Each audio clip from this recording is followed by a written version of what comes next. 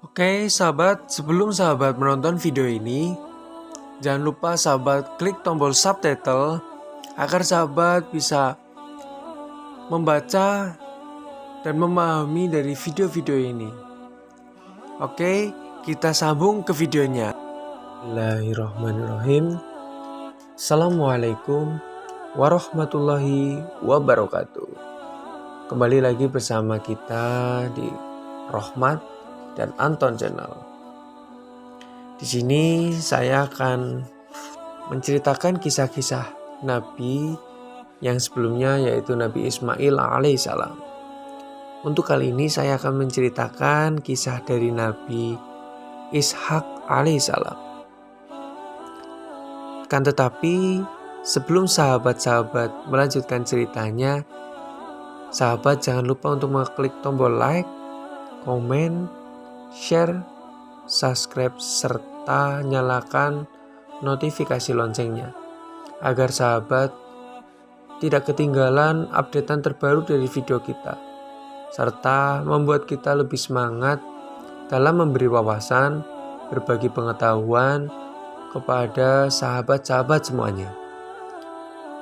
Oke, kita sambung ceritanya. Nabi Ishak alaihissalam. Nabi Ishak adalah putra kedua Nabi Ibrahim setelah Nabi Ismail. Ibunya yang bernama Sarah, yang juga merupakan orang tua dari Nabi Yakub.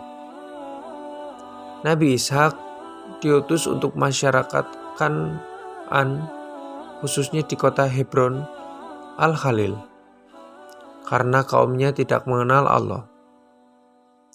Kelahiran Nabi Ishak. Sebelum kelahiran Ishak, Siti Saroh dan suaminya Ibrahim mendapat kabar gembira dari Allah melalui malaikat Jibril. Dalam pesan itu, malaikat Jibril menyampaikan pesan bahwa Sarah akan melahirkan seorang anak laki-laki bernama Ishak yang kelak akan menjadi seorang nabi. Namun Siti Saroh tersenyum karena merasa heran dan aneh. Dia merasa aneh karena tidak mungkin dia dan suaminya dapat memberi keturunan jika usia mereka sudah cukup tua, yaitu Sarah yang berusia 90 tahun dan Nabi Ibrahim yang diperkirakan berumur 120 tahun. Ishak pun akhirnya terlahir di kota Kan'an pada tahun 1761 sebelum Masehi. Ishak merupakan anak kedua dari Nabi Ibrahim dan Siti Saroh setelah Ismail. Bersama Ismail, ia menjadi penerus ayahnya untuk berdakwah di jalan Allah. Lalu Nabi Ishak menikah. Ketika Ibrahim telah sangat tua, Ishak belum juga menikah. Ibrahim tidak mengizinkan Ishak menikah dengan wanita Kan'an karena masyarakat tidak mengenal Allah dan asing terhadap keluarganya. Karena itu, Ibrahim memerintahkan seorang pelayan untuk pergi ke Haran, Irak, dan membawa seorang perempuan dari keluarganya.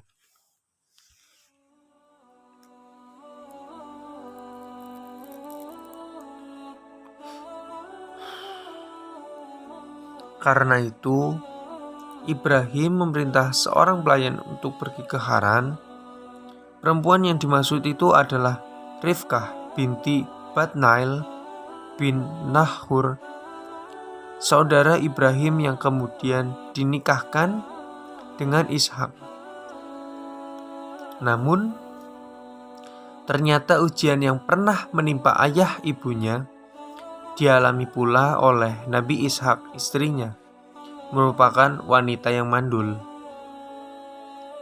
Nabi Ishak pun terus berdoa kepada Allah seraya meminta.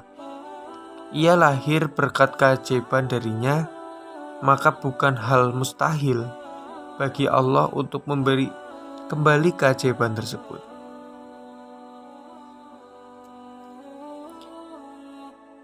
Nabi Ishak dan istrinya terus berdoa dengan harapan besar serta tawakal yang kuat.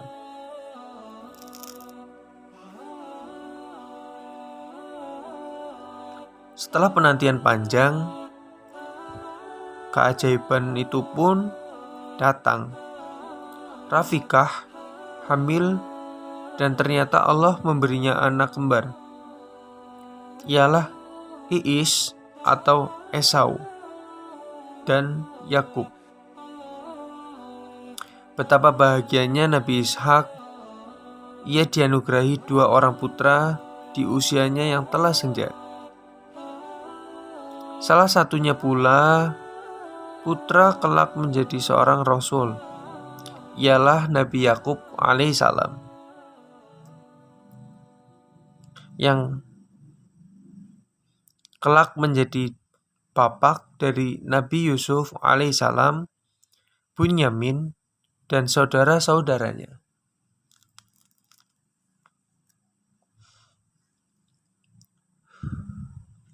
Dari anak-anak Yakub bin Ishak, inilah cikal bakal Bani Israel atau keluarga Israel. Disebut Israel karena Nabi Yakub sering kali melakukan perjalanan di malam hari.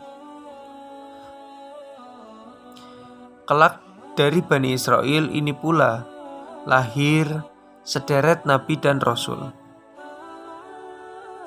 Allah menyebut dan memuji ketiga nabi, yakni Ibrahim, Ishak, dan Yakub dalam firman-Nya, dan ingatlah hamba-hamba kami, Ibrahim, Ishak, dan Yakub, yang mempunyai perbuatan-perbuatan yang besar dan ilmu-ilmu yang tinggi.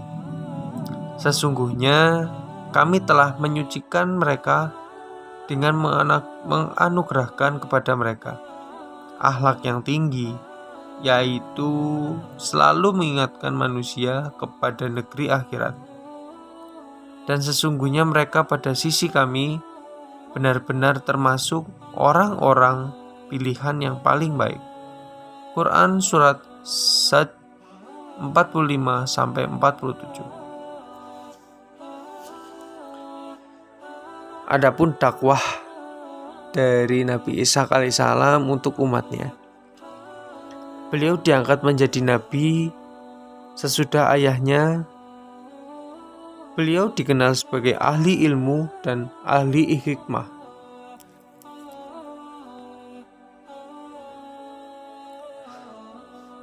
Ishak diutus Allah untuk berdakwah di wilayah Palestina, khususnya daerah Kan'an dan daerah Syam.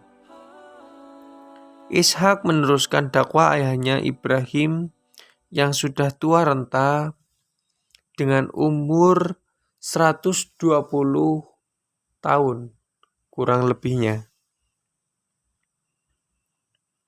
Seperti halnya nabi-nabi lainnya, maka Nabi Ishak pun diperintahkan untuk mengajarkan cara-cara sholat, berpuasa, zakat, serta haji.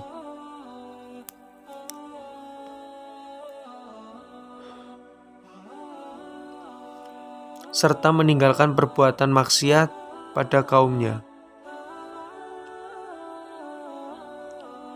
Dalam memimpin kaumnya, Nabi Ishak dikenal sebagai nabi yang bersifat ramah tamah, sehingga umatnya mereka senang, rukun, serta diberi kemakmuran yang berlimpah ruah oleh Allah Subhanahu wa Ta'ala. Begitu indahnya cerita Nabi Ishak saat berdakwah kepada umatnya.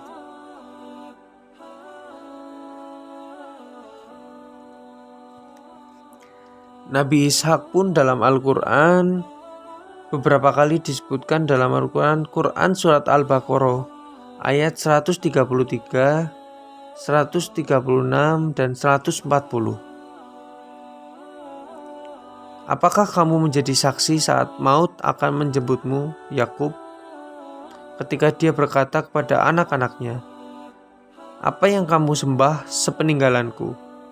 Mereka menjawab, "Kami akan menyembah Tuhanmu dan Tuhan nenek moyangmu, yaitu Ibrahim, Ismail, Ishak, yaitu Tuhan Yang Maha Esa, Allah Subhanahu wa Ta'ala. Dan kami hanya berserah diri kepadanya." Quran Surat Al-Baqarah 133. Serta, katakanlah kami beriman kepada Allah dan kepada apa yang diturunkan kepada kami.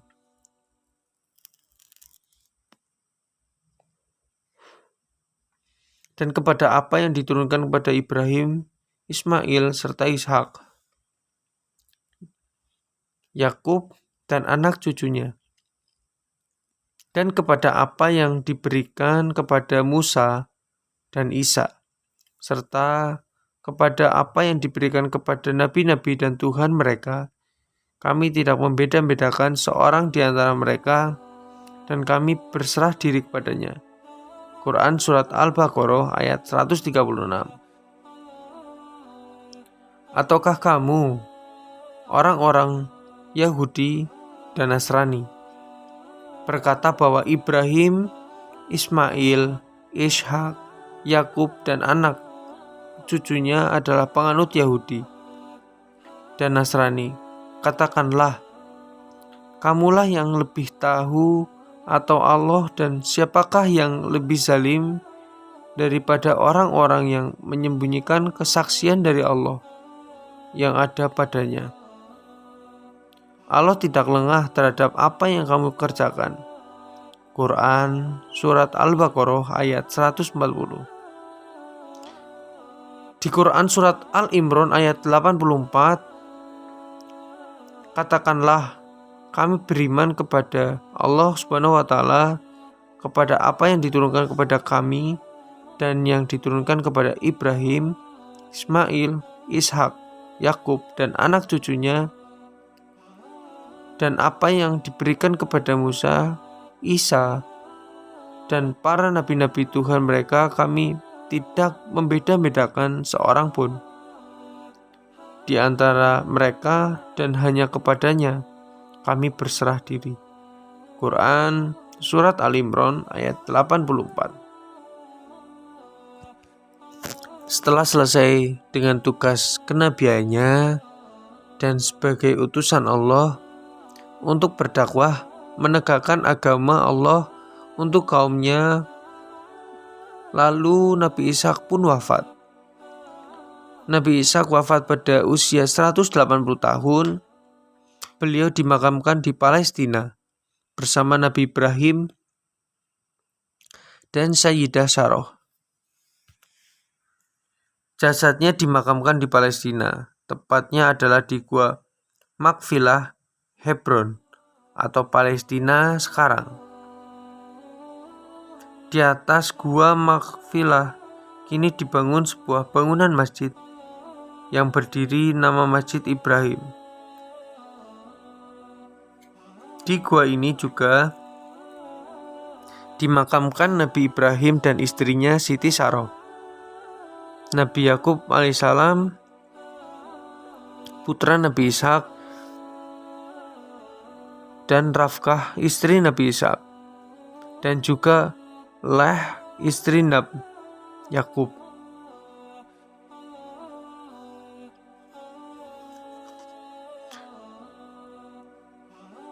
Di sebelah kanan adalah makam Nabi Ishak, dan di sebelah kiri adalah makam istrinya Rifkah, 5 meter dari Mekah. Nabi Ibrahim yang berada di Masjid Al-Khalil Al-Rahman di Hebron, 60 km dari Yerusalem. Dari sini ada hikmah dan pelajaran yang dapat dipetik dari kisah kelahiran Nabi Ishak, memberikan pesan bahwa seorang manusia tidak boleh putus asa dalam berdoa kepada Allah Subhanahu wa Ta'ala. Jadi, apa yang sedang sahabat-sahabat inginkan, sedang sahabat-sahabat hajatkan, jangan lupa berdoa, berserah diri, memohon, meminta kepada Allah Subhanahu wa Ta'ala. Jangan berputus asa jika Allah belum memberikan apa yang sahabat-sahabat minta.